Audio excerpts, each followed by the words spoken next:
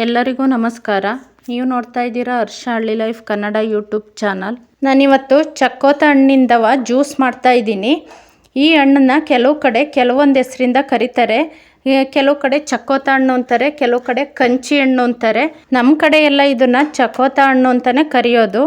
ಈ ಚಕ್ಕೋತ ಹಣ್ಣಿನ ಜ್ಯೂಸ್ನ ಯಾವ ಥರ ಮಾಡೋದು ಅಂತ ನೋಡೋಣ ಬನ್ನಿ.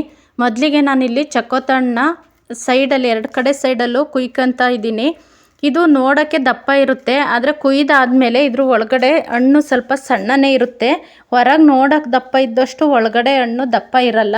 ನಾನು ಈ ವಿಡಿಯೋದಲ್ಲಿ ತೋರಿಸ್ತಾ ಇದ್ದೀನಲ್ಲ, ಇದೇ ಥರನೇ ಕುಯ್ಬೇಕು. ಈ ಥರ ಕುಯ್ದರೆ ಅದು ತಿಳ್ಳೆಲ್ಲ ಮೇಲ್ಗಡೆ ಸಿಪ್ಪೆ ಎಲ್ಲ ತೆಗೆದು ತಿಳ್ಳೆಲ್ಲ ತೆಕ್ಕೊಳ್ಳೋಕ್ಕೆ ಸುಲಭ ಆಗುತ್ತೆ. ಅದರಿಂದ ಈ ಥರನೇ ಕುಯ್ಕೋಬೇಕು. ಯಾರೆಲ್ಲ ನನ್ನ ಚಾನಲ್ನ ಸಬ್ಸ್ಕ್ರೈಬ್ ಮಾಡದೆ ನೋಡ್ತಾ ಇದ್ದೀರಾ, ಪ್ಲೀಸ್ ಸಬ್ಸ್ಕ್ರೈಬ್ ಮಾಡಿಕೊಂಡು ವಿಡಿಯೋನ ಕೊನೆವರೆಗೂ ನೋಡಿ. ವಿಡಿಯೋ ಇಷ್ಟ ಆದರೆ ಒಂದು ಲೈಕ್ ಮಾಡಿ, ಹೀಗೆ ಸಪೋರ್ಟ್ ಮಾಡಿ ಅಂತ ಕೇಳ್ತಾ ಇದ್ದೀನಿ. ಈ ಹಣ್ಣು ರುಚಿ ಇರಲ್ಲ, ಅಂದರೆ ಬೇರೆ ಹಣ್ಣಿನ ಥರ ಇಷ್ಟಪಟ್ಟು ತಿನ್ನೋ ಅಂಥ ಹಣ್ಣಲ್ಲ. ಏಕೆಂದರೆ ಈ ಹಣ್ಣು ಹುಳಿ ಜಾಸ್ತಿ ಮತ್ತು ಕಹಿ ಒಗರು ಆ ಥರ ಇರುತ್ತೆ. ಇದು ಒಂದೇ ಥರ, ಈ ಹಣ್ಣು ಒಂದೇ ಥರ ಟೇಸ್ಟ್ ಇರುತ್ತೆ ಅಂತ ಹೇಳಕ್ಕೆ ಬರಲ್ಲ. 2-3 ಥರ ಟೇಸ್ಟ್ ಎಲ್ಲ ಮಿಕ್ಸ್ ಆಗಿರುತ್ತೆ. ಅದರಿಂದ ಈ ಹಣ್ಣು ಮಕ್ಕಳಂತೂ ತಿನ್ನೋಕ್ಕೆ ಒಂದು ಸ್ವಲ್ಪ ಹಿಂಸೆ ಪಡ್ತಾರೆ. ಅದರಿಂದ ಜ್ಯೂಸ್ ಮಾಡಿ ಕುಡಿಬೋದು. ಜ್ಯೂಸ್ ಮಾಡಿದ್ರೂ ಒಗರು ಸ್ವಲ್ಪ ಹುಳಿ ಹುಳಿ ಸಿಹಿ ಸಿಹಿ ಆ ಥರ ಇದ್ದೇ ಇರುತ್ತೆ. ಈ ಹಣ್ಣು ತಿನ್ನೋಕ್ಕೆ ಹುಳಿ ಅಥವಾ ಕಹಿ ಆದ್ರೂ ಇದ್ರದ್ದು ಆರೋಗ್ಯ ಪ್ರಯೋಜನ ತುಂಬ ಐತೆ. ನೋಡಿ, ಸಿಪ್ಪೆ ಇದ್ದಾಗ ಹಣ್ಣು ಎಷ್ಟೊಂದು ದಪ್ಪ ಇತ್ತು, ಇವಾಗ ಎಲ್ಲ ಸಿಪ್ಪೆ ಎಲ್ಲ ತೆಗೆದ್ಮೇಲೆ ನೋಡಿ ಇಷ್ಟೇ ಆಗಿದ್ದು. ಇದರಲ್ಲಿ ಇನ್ನೂ ಸ್ವಲ್ಪ ಸಿಪ್ಪೆ ಎಲ್ಲ ಐತೆ, ಅದನ್ನೆಲ್ಲ ತೆಗೆದ್ಬಿಟ್ಟು ನೀಟಾಗಿ ಕ್ಲೀನ್ ಮಾಡ್ಕೋಬೇಕು. ಈ ಹಣ್ಣಲ್ಲಿ ಚಿತ್ರಾನ್ನನೂ ಮಾಡ್ಬೋದು. ಮಾವಿನಕಾಯಿನ ಚಿತ್ರಾನ್ನ ಮಾಡ್ತೀವಲ್ಲ ಅದೇ ಥರನೇ ಮಾಡ್ಬೋದು. ಆಮೇಲೆ ಇದರಿಂದ ಸ್ನ್ಯಾಕ್ಸ್ ಥರನೂ ಮಾಡ್ಬೋದು. ಅಂದರೆ ಈ ಹಣ್ಣೆಲ್ಲ ಬಿಡಿಸಿ ತೊಳೆ ಥರ ಬರುತ್ತೆ, ಚಿಕ್ಕದಾಗಿ ತೊಳೆ ಥರ ಬರುತ್ತೆ. ಆ ಥರ ಚಿಕ್ಕದಾಗೆಲ್ಲ ಬಿಡಿಸ್ಕೊಂಡು ಅದಕ್ಕೆ ಉಪ್ಪು, ಖಾರ ಪುಡಿ ಅಥವಾ ಖಾರ ಪುಡಿ ಇಲ್ಲ ಅಂದರೆ ಸ್ವಲ್ಪ ಮೆಣಸಿನ ಪುಡಿನೂ ಹಾಕ್ಬಿಟ್ಟು ಚಾಟ್ ಮಸಾಲ ಥರ ಮಾಡ್ಕೊಂಡು ತಿನ್ಬೋದು. ಅದು ಟೇಸ್ಟ್ ಚೆನ್ನಾಗಿರುತ್ತೆ. ಆದರೆ ಸ್ವಲ್ಪ ಕಹಿ ಒಗರು ಇರೋದ್ರಿಂದ ಜ್ಯೂಸ್ ಮಾಡ್ಕೊಂಡು ಕುಡಿದ್ರೆ ಚೆನ್ನಾಗಿರುತ್ತೆ. ಜ್ಯೂಸ್ ಆದರೆ ಸ್ವಲ್ಪ ಜಾಸ್ತಿ ಸಕ್ಕರೆ ಹಾಕ್ಕೊಂಡು ಸಿಹಿ ಮಾಡ್ಕೊಂಡು ಕುಡಿಬೋದು. ಅದರಿಂದ ಮಕ್ಕಳು ಚೆನ್ನಾಗಿ ಕುಡಿತಾರೆ ಅಂತಷ್ಟೇ. ನೋಡಿ, ಈಗ ಹಣ್ಣಿಂದು ಹೊರಗಿನ ಸಿಪ್ಪೆ ಎಲ್ಲ ತೆಗೆದು ಒಳಗಡೆ ತಿಳ್ಳೆಲ್ಲ ತೆಗಿತಾ ಇದ್ದೀನಿ. ಇದು ಒಂದು ಸ್ವಲ್ಪ ಮೂಸಂಬಿ ಅಥವಾ ಕಿತ್ತಳೆ ಹಣ್ಣಿನ ಥರನೇ ತೊಳೆ ಥರ ಇರುತ್ತೆ. ನೋಡಿ, ಇದನ್ನು ಚಿಕ್ಕದಾಗಿ ಬಿಡಿಸ್ಕೋಬೇಕು. ಸ್ನ್ಯಾಕ್ಸ್ ಮಾಡೋದಾದರೆ ಅಥವಾ ಚಿತ್ರಾನ್ನ ಮಾಡೋದಾದರೆ ಇದನ್ನು ತುಂಬ ಚಿಕ್ಕದಾಗಿ ಬಿಡಿಸ್ಕೊಂಡು ಮಾಡಬೇಕು. ದಪ್ಪ ಹಾಕಿದರೆ ಅಷ್ಟು ಚೆನ್ನಾಗಿ ಟೇಸ್ಟ್ ಬರಲ್ಲ.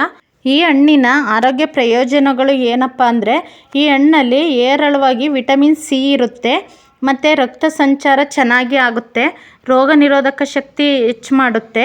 ಈ ಹಣ್ಣಲ್ಲಿ ಹೆಚ್ಚಾಗಿ ನಾರಿನಾಂಶ ಇರೋದ್ರಿಂದ ಆರೋಗ್ಯಕ್ಕೆ ತುಂಬ ಒಳ್ಳೆಯದು ಮತ್ತು ಜೀರ್ಣಕ್ರಿಯೆ ಚೆನ್ನಾಗಿರುತ್ತೆ. ದೇಹದಲ್ಲಿ ಏನಾದರೂ ಕೊಬ್ಬಿನಂಶ ಇದ್ದರೆ ಅದನ್ನು ಕಡಿಮೆ ಮಾಡುತ್ತೆ. ನಾನು ಈ ಹಣ್ಣಿನ ಪ್ರಯೋಜನಗಳ ಬಗ್ಗೆ ಸರ್ಚ್ ಮಾಡಿ ತಿಳ್ಕೊಂಡು ಹೇಳ್ತಾ ಇರೋದು.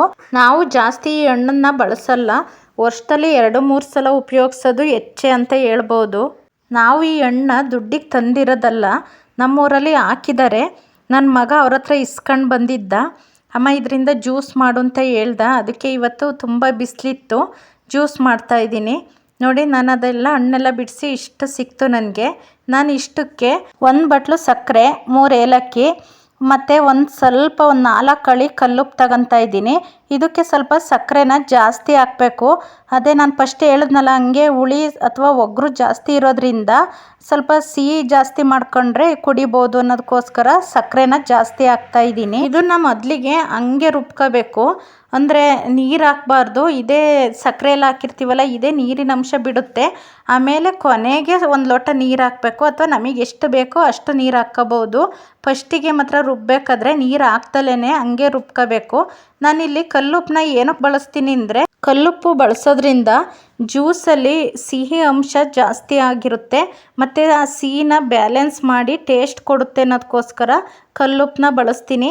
ಸ್ವೀಟ್ ಮಾಡೋದಾದರೂ ಅಷ್ಟೇ, ನಾನು ಯಾವುದೇ ಸ್ವೀಟ್ ಮಾಡಿದ್ರೂ ಸ್ವಲ್ಪ ಕಲ್ಲುಪ್ಪು ಹಾಕ್ತೀನಿ. ನೋಡಿ, ನಾನು ನೀರು ಹಾಕ್ದಲೇ ರುಬ್ತಾ ಇದ್ದೀನಿ, ಆದರೂ ಅದರಲ್ಲಿ ನೀರೆಲ್ಲ ಬಿಟ್ಕೊಳ್ತಾ ಐತೆ. ಈಗ ತೋರಿಸ್ತೀನಿ ನೋಡಿ, ಓಪನ್ ಮಾಡಿ. ಅದು ನೀರು ಹಾಕಲಿಲ್ಲ ಅಂದ್ರೂ ಇಷ್ಟು ನೀರು ಅದರಲ್ಲೇ ಇತ್ತು. ಇವಾಗ ನಾನು ಇದಕ್ಕೆ 1 ಲೋಟ ನೀರು ಹಾಕಿ ಸೋಸಬೇಕಾದ್ರೆ ನೀರು ಹಾಕಿ ಸೋಸ್ತೀನಿ. ನೋಡಿ, ಈಗ ನೀರು ಹಾಕ್ಬಿಟ್ಟು ಇನ್ನೊಂದು 2 ರೌಂಡು ಮಿಕ್ಸಿ ಆಡಿಸಿ ಆಮೇಲೆ ಇದನ್ನು ಒಂದು ಜಾಲರಿಯಿಂದ ಸೋಸ್ತಾ ಇದ್ದೀನಿ. ನನ್ನ ಹತ್ರ ಜ್ಯೂಸ್ ಮಾಡೋ ಜಾರಿಲ್ಲ, ಅದಕ್ಕೋಸ್ಕರ ನಾನು ಮಾಮೂಲಿ ಜಾರಿಂದನೇ ಜ್ಯೂಸ್ ಮಾಡ್ತಾ ಇದ್ದೀನಿ. ಈ ಜ್ಯೂಸ್ ಮಾಡಿದ್ರೂ ಇದ್ರೊಳಗಡೆನೆ ಗಷ್ಟ ಥರ ಬರುತ್ತೆ ನೋಡಿ, ಇಲ್ಲಿ ಸೋಸ್ತಾ ಇದ್ದೀನಲ್ಲ ಈ ಥರ ಬರುತ್ತೆ. ಸೋಸಲಿಲ್ಲ ಅಂದ್ರೂ ಹಂಗೆ ಕುಡಿಬೋದು, ಆದರೆ ಆ ಥರ ಕುಡಿಯೋಕ್ಕೆ ಅಷ್ಟು ಚೆನ್ನಾಗಿರಲ್ಲ ಅನ್ನೋದಕ್ಕೋಸ್ಕರ ಸೋಸ್ಕೊತಾ ಇದ್ದೀನಿ. ಈ ಹಣ್ಣು ಫುಲ್ ಹಣ್ಣಾದ್ಮೇಲೆ ಜ್ಯೂಸ್ ಮಾಡೋಕ್ಕೆ ಚೆನ್ನಾಗಿರುತ್ತೆ. ಕಾಯಿ ಅಥವಾ ಒಂದು ಸ್ವಲ್ಪ ಹಣ್ಣಿಗೆ ಬರೋದು ಈ ತೆನ್ನಂಗೆ ಕುಯ್ಕೊಂಡು ಬಂದು ಜ್ಯೂಸ್ ಮಾಡೋದ್ರಿಂದ ಅದು ತುಂಬಾ ಕೈ ಬರುತ್ತೆ, ಒಗರು ಬರುತ್ತೆ, ಅದಷ್ಟು ಚೆನ್ನಾಗಿರಲ್ಲ. ನನ್ನ ಮಗ 2 ಹಣ್ಣು ತಂದಿದ್ದ, ಅದರಲ್ಲಿ ಒಂದು ನಾನು ವೇಸ್ಟ್ ಮಾಡಿದೆ, ಚೆನ್ನಾಗಿರಲ್ಲ ಅಂತ ಅದರ ಸ್ನ್ಯಾಕ್ಸ್ ಮಾಡಿದೆ, ಅದು ಅಷ್ಟು ಚೆನ್ನಾಗಿ ಬರಲಿಲ್ಲ. ಅದಕ್ಕೋಸ್ಕರ ಇದು ಫುಲ್ಲು ಹಣ್ಣಾಗಿತ್ತು. ಇದನ್ನು ನಾನು ಜ್ಯೂಸ್ ಮಾಡಿದೆ. ಜ್ಯೂಸಲ್ಲಿ ಸ್ವಲ್ಪ ಸಕ್ಕರೆ ಜಾಸ್ತಿ ಹಾಕಿರೋದ್ರಿಂದ ಕುಡಿದ್ವಿ.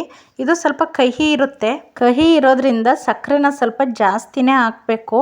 ನೋಡಿ ಈಗ ಚಕ್ಕೋತ ಹಣ್ಣಿನ ಜ್ಯೂಸು ರೆಡಿ ಆಯಿತು. ನಾನು ಒಂದು ಚಕ್ಕೋತ ಹಣ್ಣಿಂದ ಈ ಲೋಟದಲ್ಲಿ 4 ಲೋಟ ಜ್ಯೂಸ್ ಮಾಡಿಕೊಂಡೆ. ಇದಾಗಿತ್ತು ಇವತ್ತಿನ ನನ್ನ ವಿಡಿಯೋ ಇಷ್ಟ ಆದರೆ ಒಂದು ಲೈಕ್ ಮಾಡಿ. ಎಲ್ಲರಿಗೂ ಧನ್ಯವಾದಗಳು.